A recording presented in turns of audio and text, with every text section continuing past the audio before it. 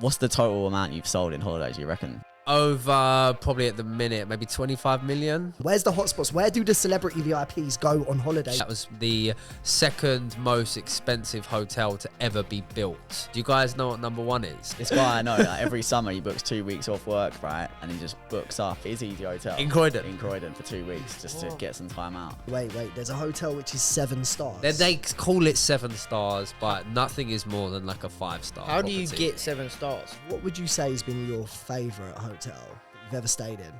Like, it is like a bit of a misconception that places like that are cheap. One of the best tips that I normally give is, we've actually got, I think it's 3 or maybe even 4 different categories of 5-star. That's where all the Hollywood stars go on their holidays. So the Kardashian, I've got this maddest story, but it sounds so far-fetched, you won't believe it. And all of a sudden, just out of nowhere,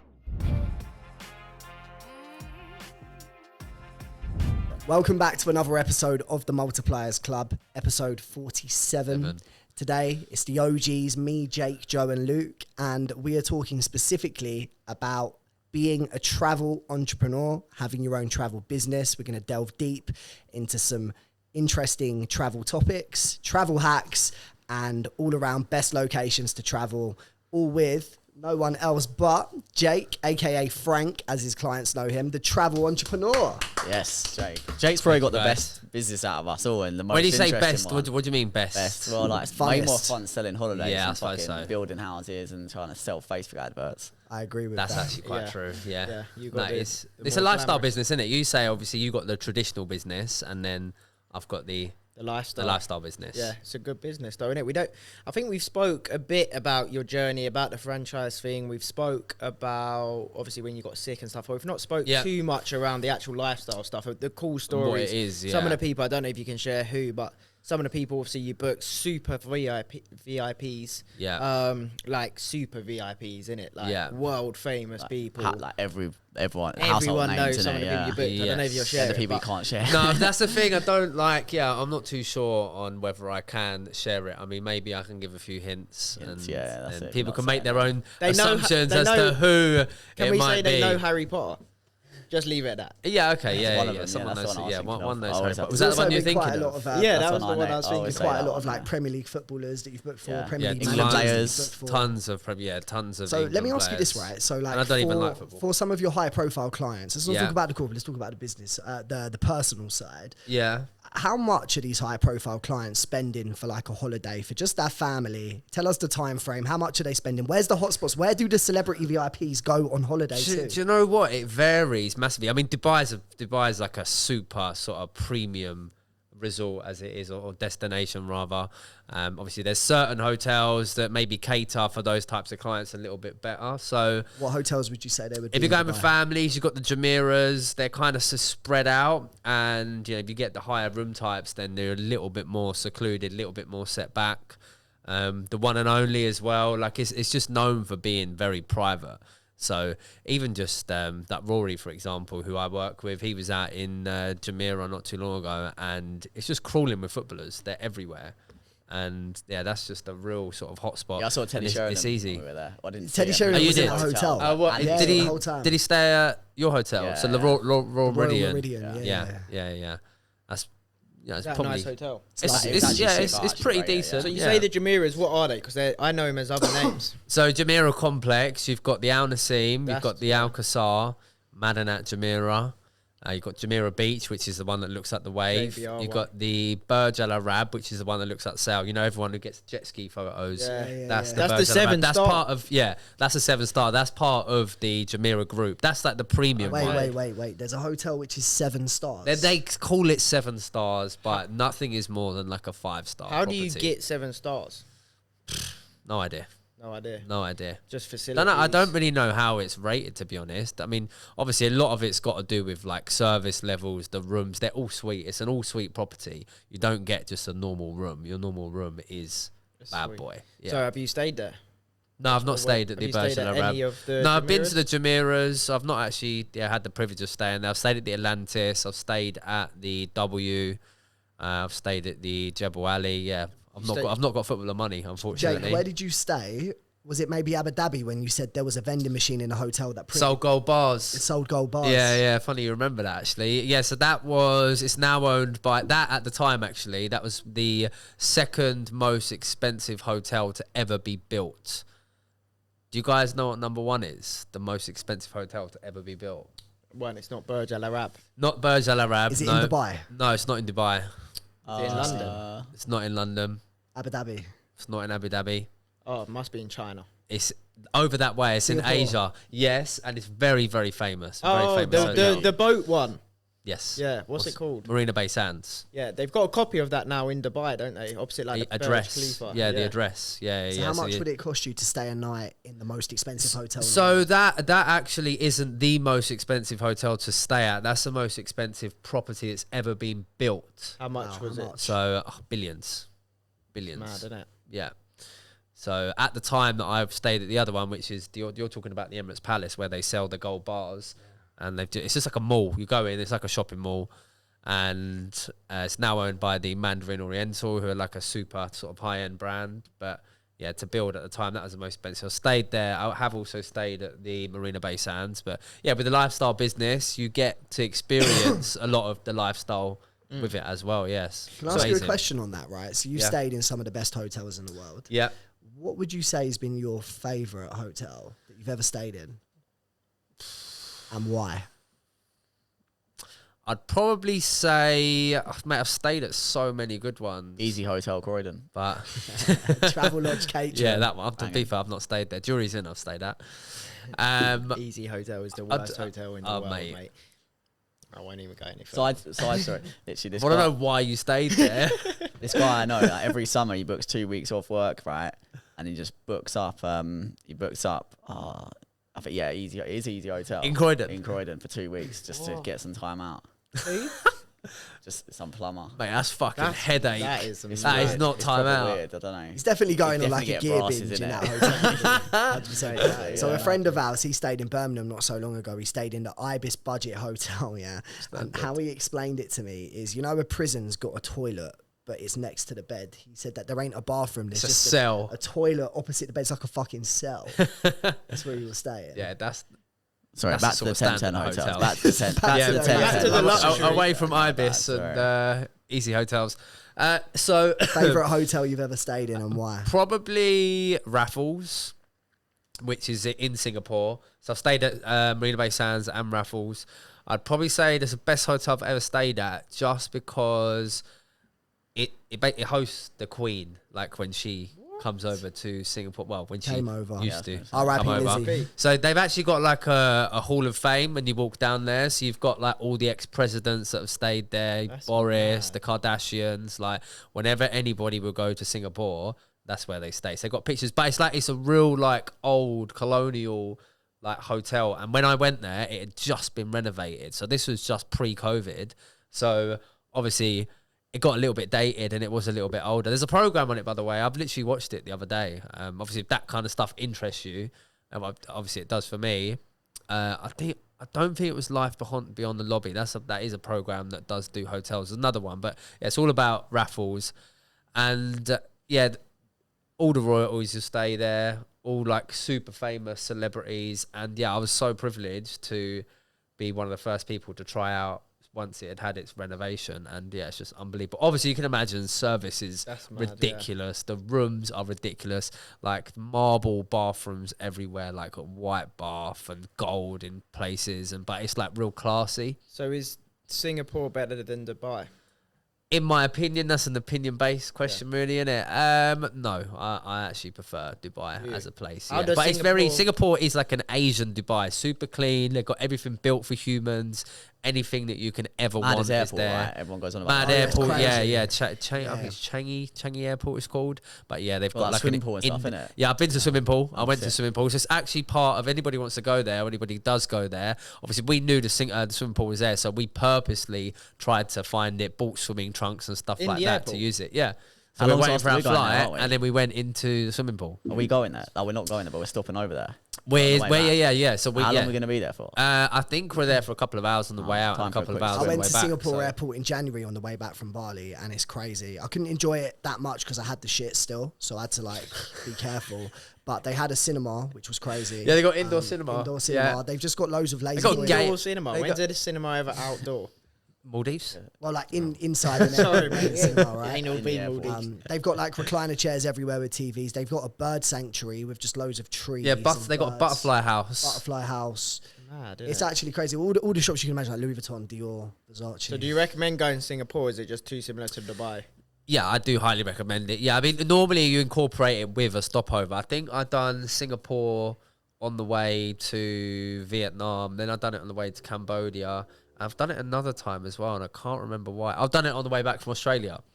So it's kind of, I've just passed there, and I've done 2 or 3 nights. I've stayed at 3 different hotels when I've been there, all the 3 top hotels, just to try them out. That's what our clients book, and then I can give an honest opinion. Everybody comes to me and say, I want to stay at Marina Bay Sands. I always try and guide them away from it and say, actually, Raffles is much, much better. It's got a lot more history. It's much more royal. Marina Bay Sands is just like a big shopping mall. Like, it's iconic. You can't use the pool. You know the pool that goes across the top? You can't use the pool unless you actually stay in the property. So you have to have like a room key. Got a Sailor V restaurant, and it looks over Gardens by the Bay. And if you go up, you can go in the restaurant, you can look over the gardens, but you have to use the pool, you have to stay there and use your room Sailor key. Bay's the same Sailor V. Dubai. Yeah, in Dubai, they've got that one same there. One of Yeah. that thing. Yeah. Mad. So for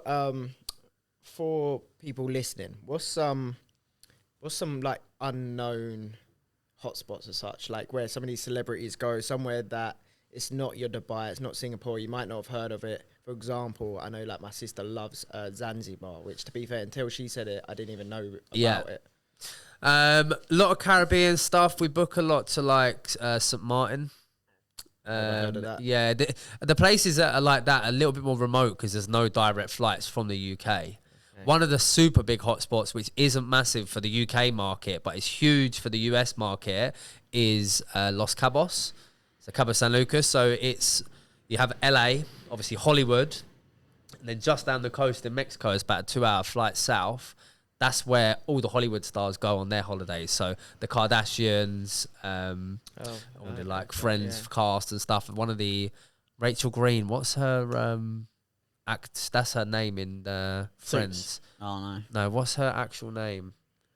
Jennifer Aniston. Yeah, Jennifer Aniston. So she was staying at one of the villas when I was walking around one of the properties this Saturday. Yeah, Jennifer Aniston's in there at the minute. Really? So yeah, but that's like this very unknown to the UK market, and that's why people like to go there sometimes, get their head down, because it's an indirect flight. You have to go via LA, or you can go via Dallas, or you can go via Mexico, but there's no direct flight, so it makes it that little bit more difficult to get to. What about in terms of affordability? What's some hotspots that you can still go somewhere that's super high end maybe? And Mauritius at the minute, like I'm noticing like the value for money, you can still get some super high-end hotels. I mean, like Four Seasons, for example, if you go most places, like even if you go to Bali where it's supposed to be reasonable, or if you go to Thailand, you know, you're probably looking at maybe £800-900 a night. If you go to Mauritius at Four Seasons, you can pick it up for £400 a night. It's like half price. And Mauritius is still like a top destination. What is there to do in Mauritius? Like, what's there? So it's an island. It's not very big. You can get from north to south in around about an hour and a half. We hired a car when we went out there, and we went to like the lakes. There's a few lakes that run through it, a few waterfalls. We swam with wild dolphins. We got a car and went out for the day. You can go off the island to like little remote beaches. It's just similar to like quite similar to a Caribbean island. We said it's quite similar to like somewhere like Barbados, but obviously completely different vibe. Indian Ocean versus Caribbean. It's 2 different vibes. You scared but swimming with the wild dolphins? it's fucking mad, mate. April was I'll be scared. shook. She wouldn't get back in the water. She'd done it once. So what you do is you jump out the boat. You hear them coming like, Oh, mate. yeah, mate, it's weird. And and I've got this maddest story, but it sounds so far fetched that you won't believe it. Go on. So we got in the boat. You go out in the boat, and luckily it's just me and April. No one else turned up on that day. Go out really early, and they must migrate or something during the mornings, and they swim. So what you do, you get in the boat, you get in front of the dolphins, you jump in, and you can kind of hear them coming. Obviously, it's a bit murky, you know, the water's not super clear that you can see for miles, but you hear them coming like, and then all of a sudden they just come out of nowhere, just swim past you. And the guy that we were swimming with, he would get in the water with me. April wouldn't get in after she's done it once. Too scary for her. But I was like, this is fucking sick. So you get in, you get under, and they just swim past you, all wild dolphins. Well, like how many? Maybe like, don't know, maybe 30, 40. Like it's called a school.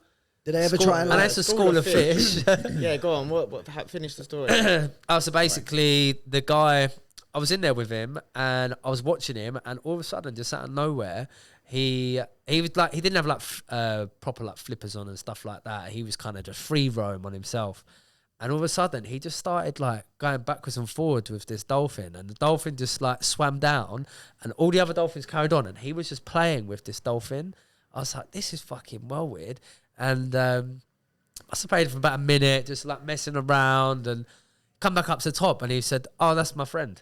I know that one." I was like, I swear to God, he was like, I haven't seen him in ages because I fucked up my foot. And he showed me this thing on his foot. He's like, I haven't fucking seen him in ages. He had a name for him and everything. And I was like, that is How did he recognise? strange. How did he recognise him though? No idea. Don't they all No, look the this is same? what I'm saying. I just didn't ask any more Dolphins questions. are supposed to be like mad. Super Yeah. intelligent. Yeah, but He, Yeah. honestly, that the way he was playing with it, don't know whether he was just chatting shit. Could have been.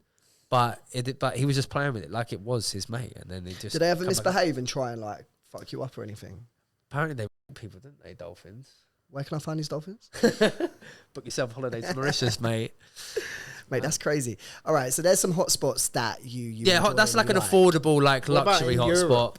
In Europe, I'd probably say at the minute Greece is very, very popular for like Icos. decent. Icos Banging. is one of our top selling brands. Yeah, that's expensive. Where would you That's say in nice. Greece though? Because there's so many islands. Like, what are the hotspot islands that might not be the bait ones, such as They're all pretty Santorini, bait. They etc. are all pretty bait. Obviously, you've got Mykonos, Santorini. Those are your two sort of party islands. Very expensive islands. If you want to go a little bit more sort of affordable, I'd suggest something like Corfu or Crete. Still, like they're building, like their infrastructure's building year on year, and they're just getting like better quality hotels. Like the quality there compared to, let's say, some of the Spanish resorts, and especially Italy. Italy's so far behind on its like interior design and stuff. It's very classic. But I say behind, that's just their style. So yeah, these places like Greece and Greece. Cretes. Crease. Crease. I noticed that with Crete. Italy. So like I've looked to book and I went to Italy last year, and the interior, you're right, is very like 1970s/80s type. Yeah, it's style. like your nan's curtains. Ugly carpets and stuff. So what would you say are some places then that are overrated that people always talk about and you don't think are really all that from your experience? It's subjective, isn't it, really? I mean, I didn't necessarily rate Zanzibar, for example, but obviously you're talking about Zanzibar. Your sister absolutely loves Zanzibar. Again, it's an opinion. What didn't you based. like about Zanzibar? I just felt it's still very new. It's the best thing about it was the people and the culture. Like it's very, very underdeveloped, like super underdeveloped. But just to the point where you don't have access to stuff. Obviously, like I quite like Dubai. Dubai's Marmite. People either love it or hate it, didn't they? But I love Dubai because you can get anything whenever you want. It's nice and easy. Like we was in the hotel, and the hotel was supposed to be one of the best hotels in Zanzibar. I mean, it was okay. And just in general, like, because it's quite underdeveloped, you know, you find the service probably isn't quite up to scratch. The food definitely wasn't up to scratch. You know, there's just that level. But as I say, in terms of culture and people, it's amazing. Depends on what you're going for sure. Do you think maybe it didn't, well, it's not you didn't like it, but you didn't maybe think it was great because you're used to that standard of luxury though? Yeah. 100%. So how did you find, I'd be interested to find out how you found Thailand and Cambodia, because they say Cambodia is the Wild West of the Cambodia Asia. was mad. Yeah, Cambodia is nuts. I was only there for maybe 2 nights, but again, that's got a lot of history. You know, it depends on what you're going for. We went to Angkor Wat, which is like an old like cathedral thing, and it's like Lara Croft, I think, was filmed there. Tomb Raider. Oh, mad. So that was sick. Like just for like visionary, like that was amazing. But yeah, there's loads of like different places that you can say are like, your preference and not your preference. Each everybody, that's why we talk to our clients and find out what are you going for. Because I'll have a client that comes to me and goes, I want to go to an all inclusive, and I want to relax, and I want to go to Caribbean, or do you know what? I might actually have a look at Thailand, or I might look at Bali, and I'm like, they're two totally different trips. Thailand, you go to the city, stay in Bangkok.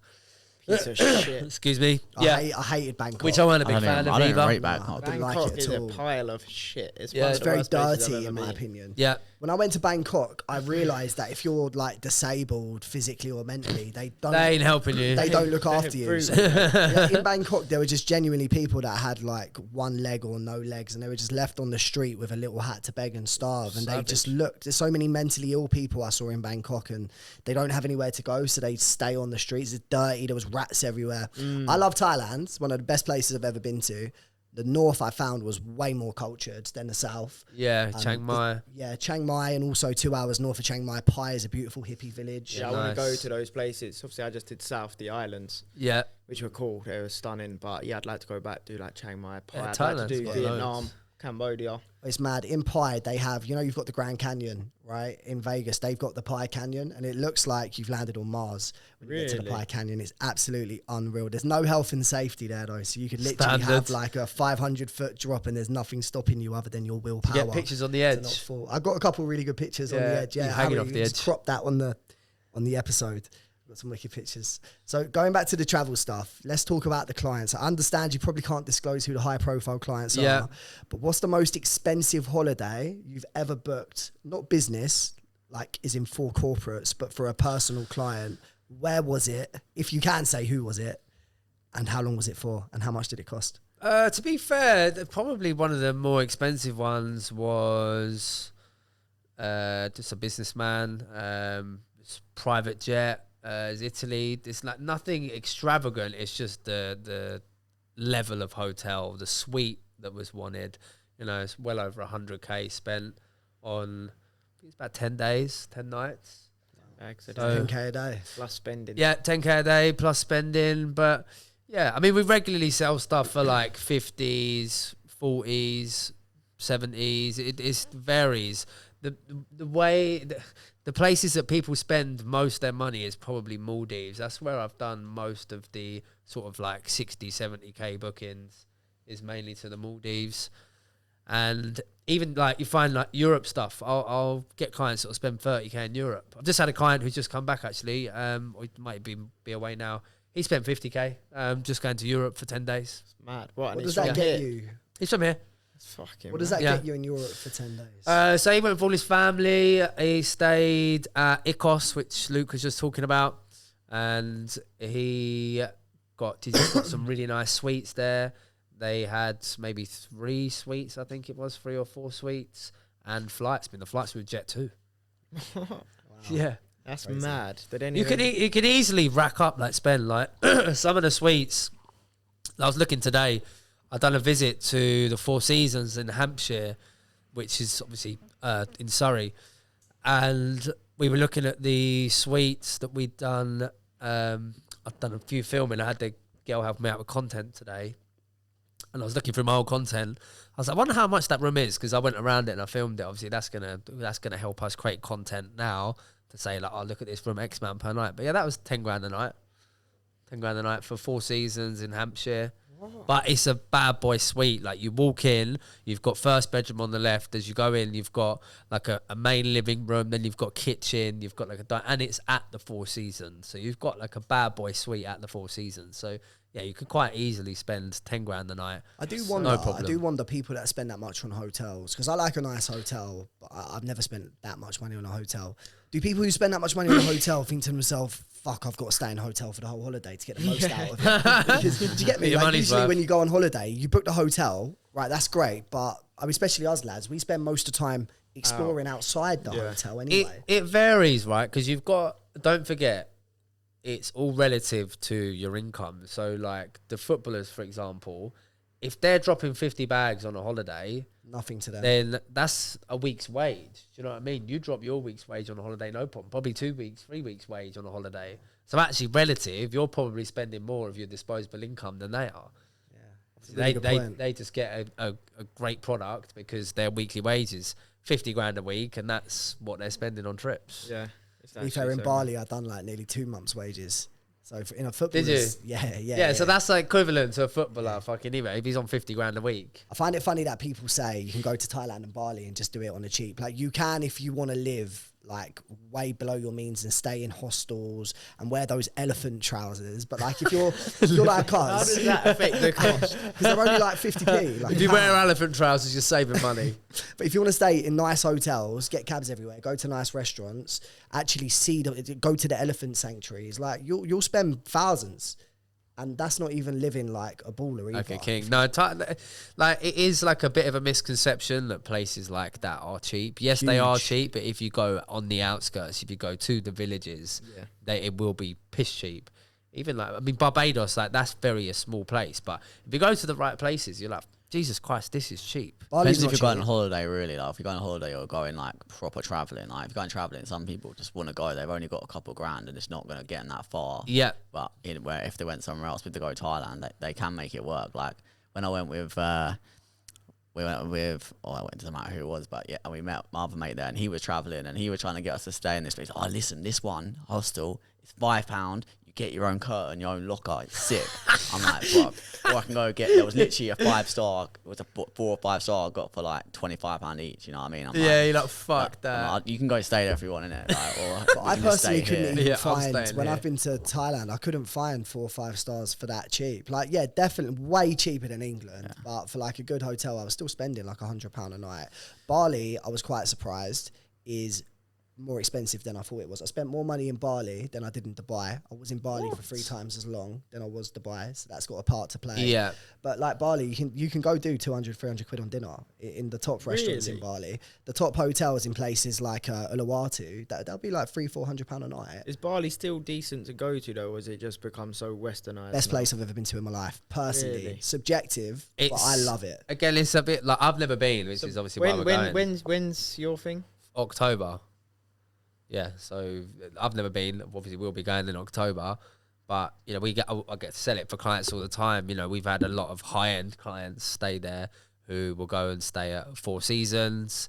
There's a couple of Four Seasons down south, and there's one actually up in Ubud. So you do get that clientele there as well. But you know, in the same token, we've sent clients that are just doing like full-on itineraries around, similar to what we're doing. So it can be done, and it's you are right. Like it has become Westerners. I think there's a lot of Aussies there as well. Do you know what though? It depends where you go in Bali. Like some places are Westernized. Canggu is Westernized. Seminyak is Westernized. But if you want to go to somewhere like Uluwatu or Ubud, it's very cultured. If you go to some of the islands, it's very cultured as well. So it's like everywhere. There's places that are still very natural. Like Bali's an underdeveloped place. When I went there, it's way too busy for what it is, because the roads, the infrastructure is not built for millions of people. They're like really small country roads with potholes everywhere, and there's just like holes in the ground where the drains are meant to be.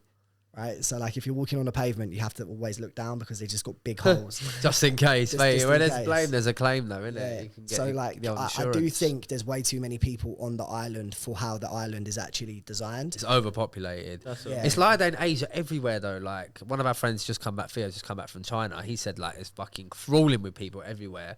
When I went to Vietnam, same thing. Like I don't like Vietnam. I didn't actually enjoy it that much because of how busy it was. Really? Like, it's just a sea of people and mopeds everywhere. And I can imagine Bali's like that as well. So I think that's maybe just a thing in Asia. Like it is well overpopulated. We think we're overpopulated here, but compared to those guys, fully overpopulated, we're not. So what's some tips, tricks, advice for people, whether it be flights, hotels, picking a location that you can obviously share with people listening to take a bit of value? Travel hacks. Yeah, so one of the best tips that I normally give is seat booking. The most annoying thing is I've actually had this banked and filmed this content ages ago when I went to Dubai. So I'll tell you the tip first, then I'll talk about the content. So the tip is, if you're traveling mainly in twos, like couples generally, if the plane is not designed for couples, it's normally a 3 on the side, 4 in the middle, 3 on the other side. So when you're a couple, it's kind of like, do you sit in the 3, do you sit in the 4? So it's quite difficult. What I do for my clients is I will book a window seat and I'll book them an aisle seat. we'll leave the middle one empty. The chances are nobody wants to sit in that seat. The only chance that that's ever going to happen is if the flight's full. So if the flight's full, your worst case scenario, you just ask the person, can you move up one?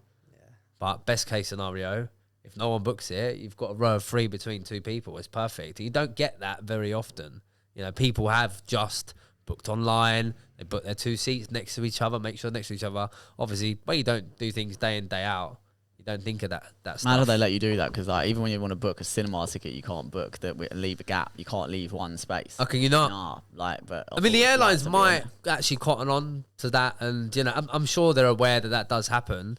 But it's going to be, because this is what I was going to say. So it's now, I've seen it on TikTok recently, and I'd already had the content banked and filmed, really? And then I'd seen someone post it. I was like, shit. And it's obviously gone viral. I was talking to somebody today, and they said, they've seen that, and I was like, I could have had the first piece of content that actually helps with the travel tips. So what else? What other tips? Obviously, most people probably want to hear about cost savings. So cost savings, really, January, there's always a sale guaranteed. Throughout the year, sales-wise, January's pretty much guaranteed. It starts sort of early December. Then you might get a little one here and there on different like public holidays. So, for example, I say public holidays, just general, what the Americans call holidays, like Valentine's Day. They might do like a 24-hour flash sale. You might do probably one near Easter. So just look out for those dates, really, if you're going to be booking travel, because that's probably the times to do it. Book early. People always would say about, any last-minute deals? You got any last-minute deals? That is completely so far from the truth. I'll tell you who does do the last-minute deals, and there's a reason that they do it, is because they work very different to a travel consultancy. So like someone like TUI, for example, they buy all their rooms. So say they've got a hotel, they normally team up with like Riu or Royalton or something like that. They have already paid for the rooms. So if it gets to 10 days before and they've got empty rooms, they've already paid the hotel for the rooms. And the reason they do that is because they get an exclusive. We can't book Royalton. We can't book Riu. We don't book those type of properties because they've already bought them. So if you want a last minute deal, I'd suggest to go to TUI. I mean, there's not much crack. The hotels aren't going to be all that. It's not what we sell, but that's where you get your last minute deals. Just on that, Jay. Yeah. Because I've spoke to you about this before. You know about hotels, you know about holidays, yeah? Yes. So I've showed you a couple of hotels before saying that this is a 5-star, but then you said to me, no, you get 5 stars and then you get 5 stars. 5-star Lux, yeah. So we've actually explain the difference between the two. Yeah, so for the Maldives, for example, I've got like a sheet that we have, and we've actually got, I think it's 3 or maybe even 4 different categories of 5-star. So they all say 5-star, but we've got entry 5-star. Then you've got your Lux 5-star. Then you've got like your Uber Lux 5-star. Uber. So Uber. Your favourite word? Yeah, I love that word. So the entry level stuff, I mean, especially like, I'll give example for Maldives, it's all inclusive, pretty much most places. But all inclusive doesn't necessarily mean all inclusive. Some of them, if it's like a 5-star entry level, it might just mean that you get the buffet. You got to pay for the premium like a la carte restaurants. And then you get your level up where maybe everything on the resort is all included, and you know the rooms are a little bit nicer. And then you've got your Uber 5-star Lux, and those ones, they don't do all inclusive. If you've got top end, you generally don't get all inclusive. Oh, really? Yeah, it's mainly like half board. So Dubai, for example, there is a couple of hotels do the all inclusive, but probably 95% of hotels, I'm talking about in Dubai, there's some on the outskirts, Ras Al Khaimah and Abu Dhabi. They've got all inclusive, but in Dubai, most of them are like Lux hotels. So Jumeirah, for example, I don't even think they do full board. I think the best they do is half board. That's interesting. I didn't know that. So the hotels that are the premium creme de la creme, they won't do all inclusive. They don't do all inclusive, no. So for example, you've got like the one and only in the Maldives. If you go there, you're on half board at best. You'll probably get like some form of credit. Like I sold the Waldorf Astoria actually to a client.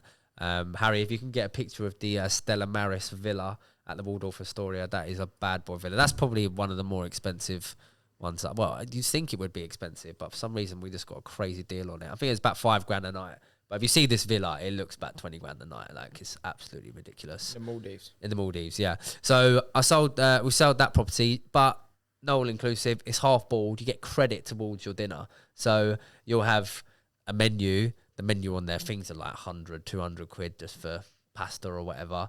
And you'll get a credit of maybe £150 per person, even though it's half board. You don't actually get That's mad. That's what we had in unlimited Dubai, food. to be fair. Like, you can use the buffet for free. Yeah. Or, like, they have, like, there was, like, 12 restaurants you could go and you'd get a certain amount of credit towards it. Yeah. And if you spend Or you extra, get a set take it menu off. at some of them. Yeah, I mean, every hotel's different, so you've got to be super careful when you're actually looking out for this stuff, because all-inclusive doesn't necessarily mean all-inclusive. You've got to read the fine print.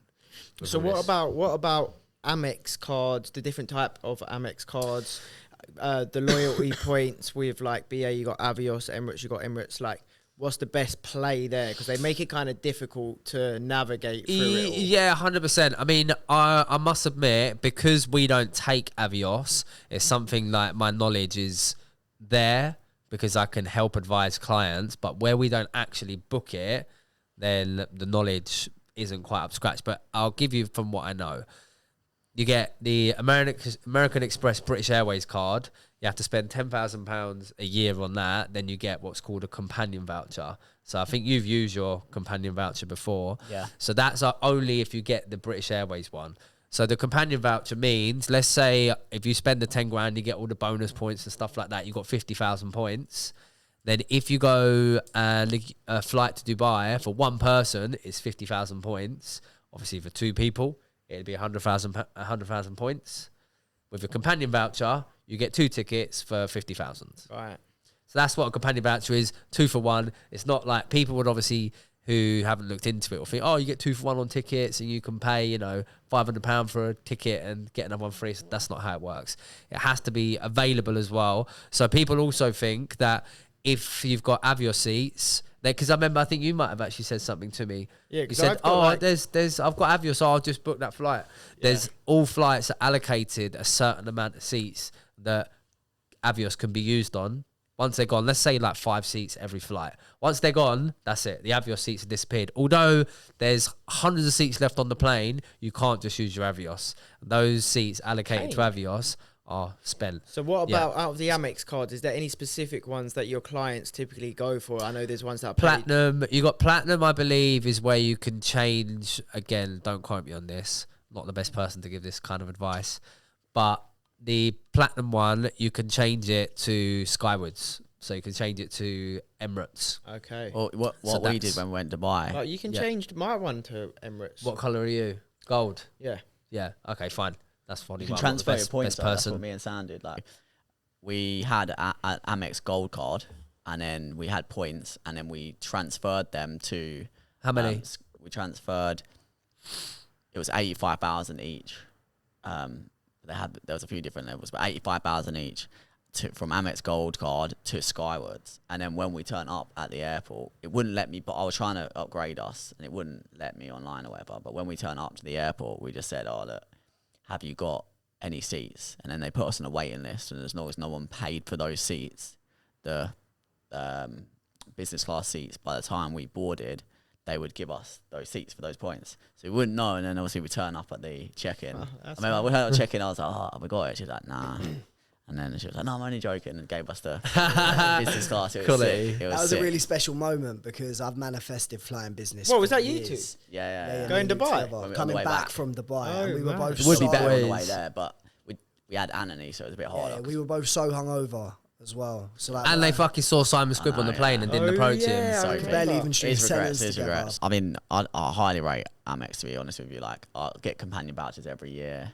If you get your partner to get one as well, that's 2 companion vouchers you get every year. Like, generally saves you a lot of money. We went to the Dominican Republic in November, and I looked online. It was like $2 grand each or whatever, and we got everything for 300 quid or whatever. It's mad. Yeah.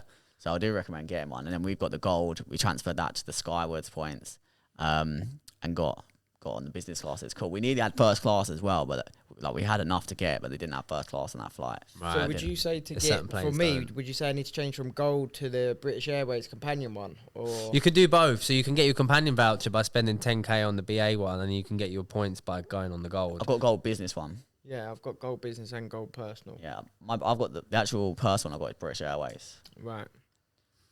So Yeah, get the BA ones, get the companion voucher. I've got a Barclaycard one as well, so I always use that every year. Do you not want all your points in one place to really benefit? You put it on your BA account. Yeah. Put it on your British Airways account. Would you not get more points by using the BA one for BA? No. Well, no. I think for the viewers listening, you get more points with gold. Don't make the same mistake I make every year. I spend loads on my Amex, and your companion vouchers expire on a certain date. Yeah. So I've had every single year I've had companion vouchers expire. I've never even spent a single Avios. That's so dumb. I don't even know how many I've got. I must have loads. So yeah, just use it properly. What's the total amount you've sold in holidays, you reckon, over this period of time?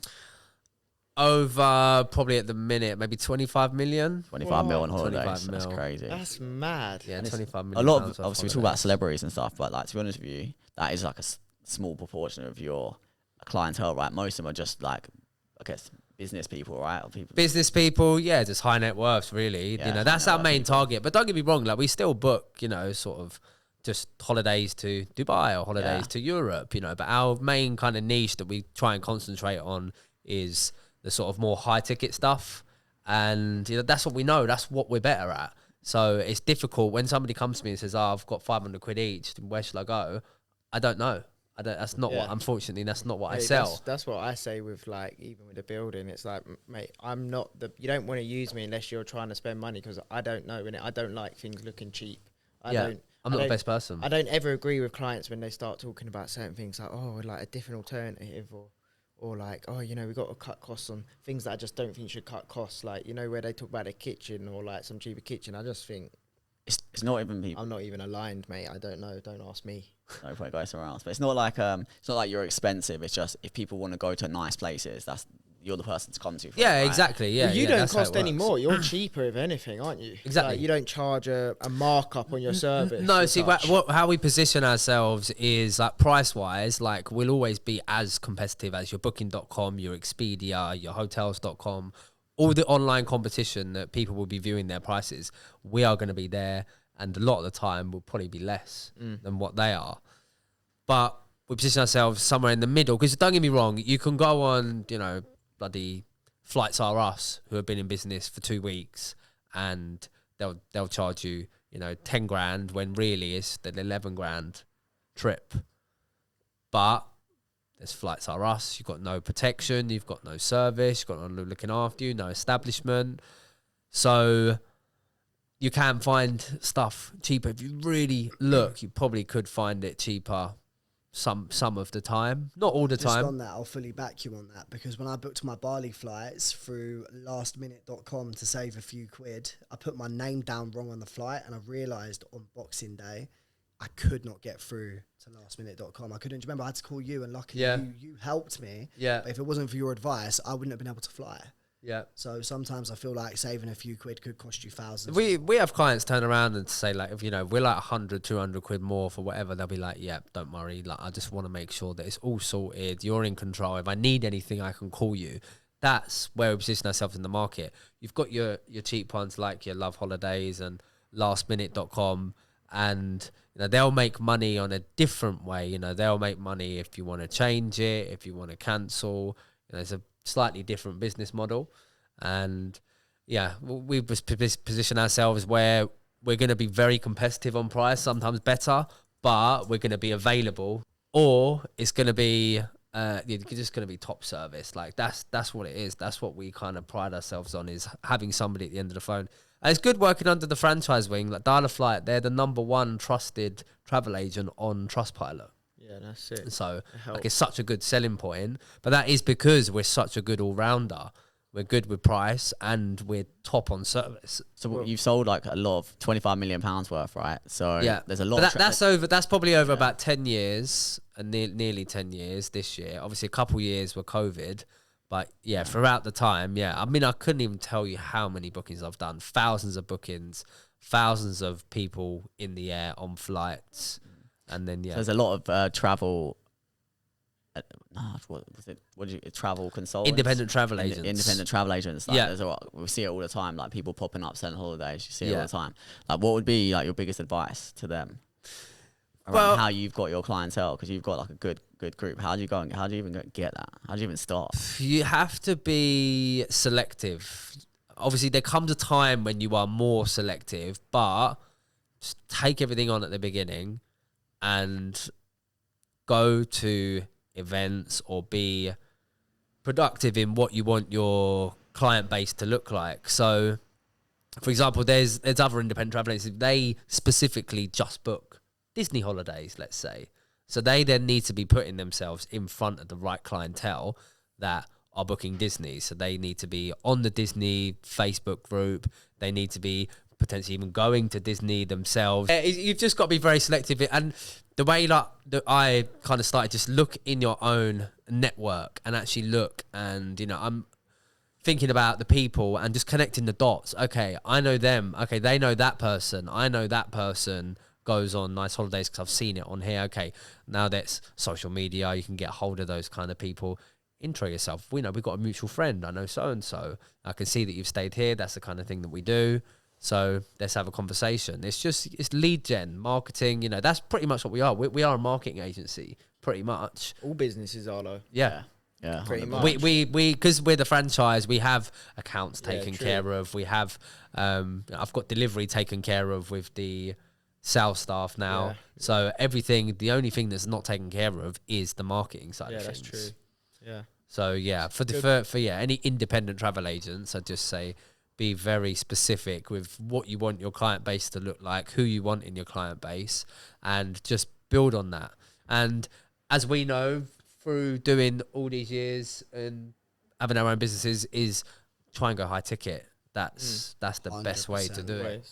So Jake, anyone who's interested in getting into travel or wants some advice, how can they find you? So go on to Instagram at the Travel Entrepreneur. Inbox me. Happy to help out. I've helped out a few guys. Like there's a few guys within the sort of franchise that obviously it's all open, so you can kind of see who's doing what. And yeah, just happy to help with a bit of advice on how to get started for sure. Nice, mate. Nice.